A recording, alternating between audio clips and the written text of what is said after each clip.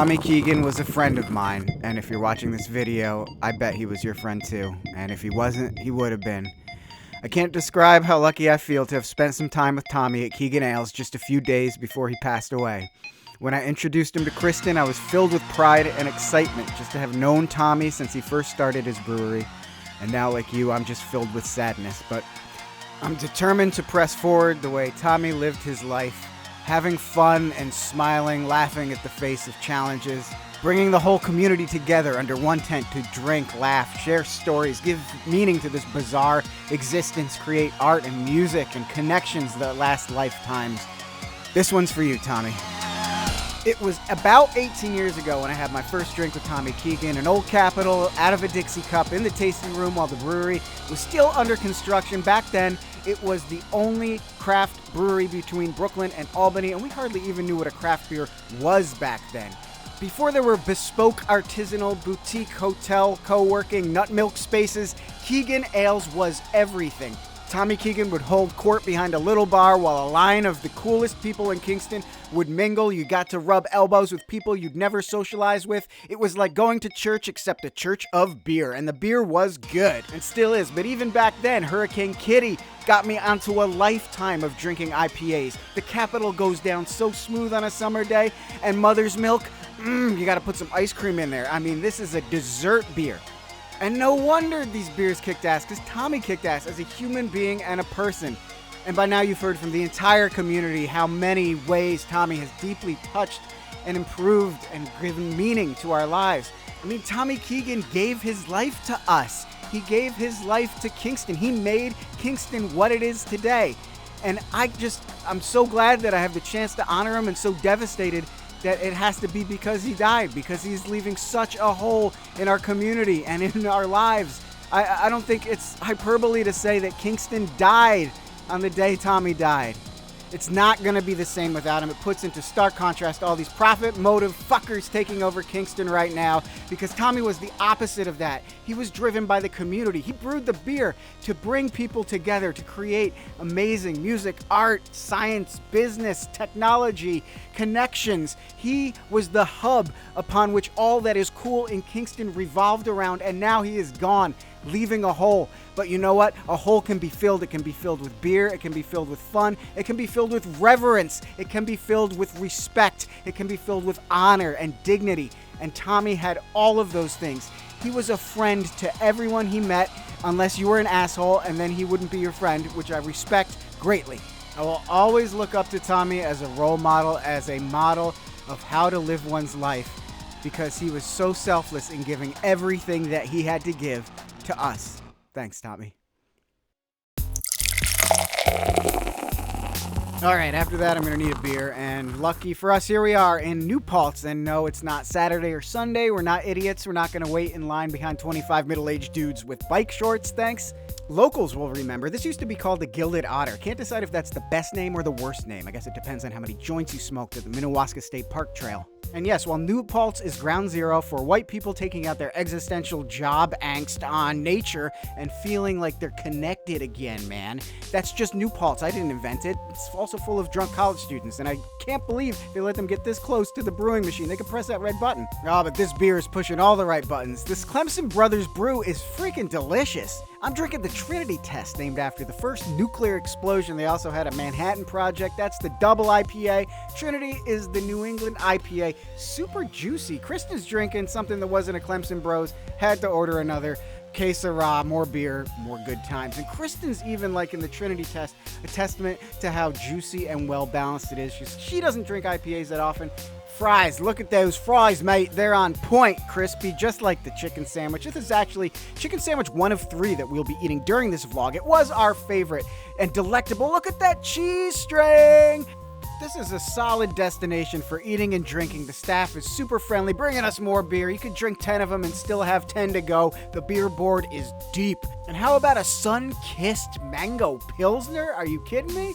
We made quick work of the chicken sandwich and started thinking to ourselves, what kind of beer do you think they send the Secret Service to go get when the Clintons come hang out in Mohawk?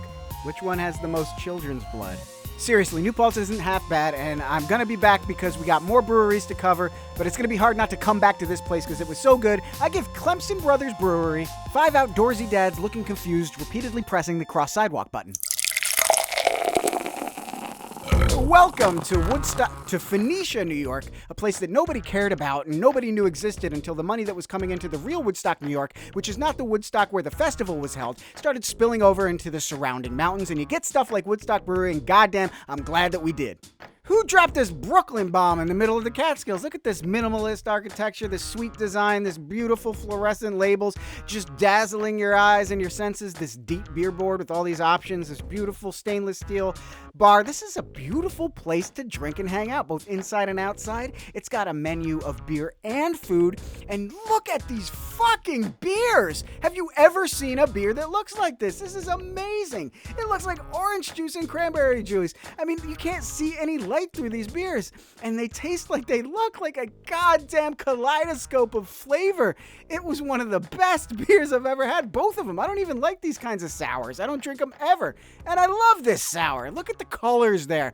Are we on fucking Sesame Street? Is this a McDonald's ad? Hell no, nobody tell McChicken about this sandwich. It's gonna ruin its self-esteem. Oh, more beer. Bring it on. They had this kind of flaked oat, flaked wheat thing going on. Lots of flaking happening in the beer that made the body like nice and thick, but it was still tasting light. Never had beer quite like this, and I really enjoyed it. Growing up here all my life, there's still something a little weird about this hipster haven happening in the middle of a sleepy mountain town. But I'm not gonna lie, I want a 6-pack of these and a Town Tinker Tube rental stat. We give this 5 hip young New York City tourists who dressed like they thought the Catskills was going to be a literal Wes Anderson movie.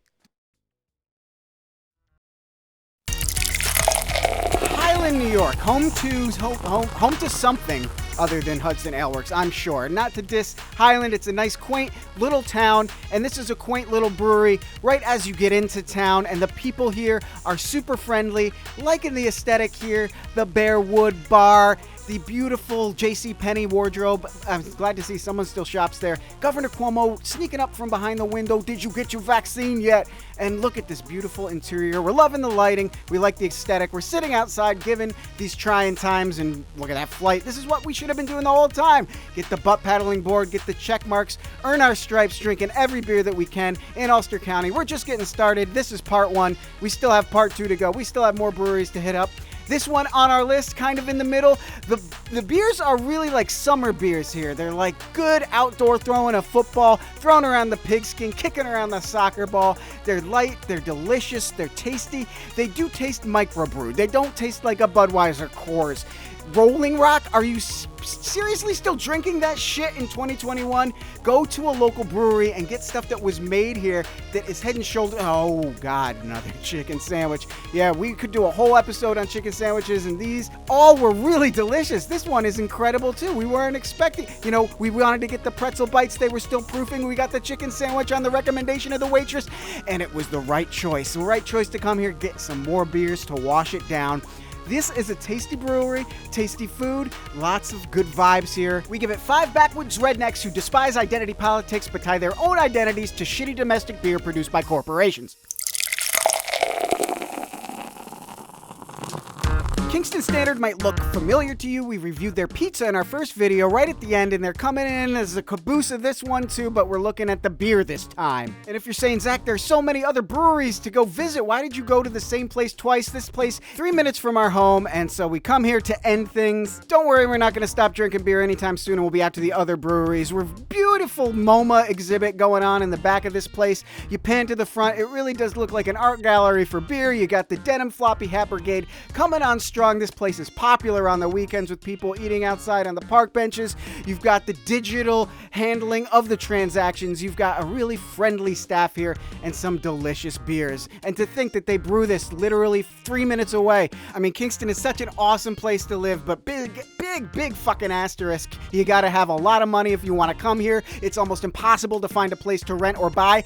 You get into bidding war if you try, and there's just no affordable housing to be spoken of, and no political or civil will to make it happen, it seems. What is going on? We gotta drink beer, people, together. We gotta come to a solution, and if you don't drink, that's fine. You probably haven't watched it this long, but if you have, you just love this city, and you love what Kingston is. You love parts of what it has become. And look, this beer is fantastic. It's a microbrewery 3 minutes from my house.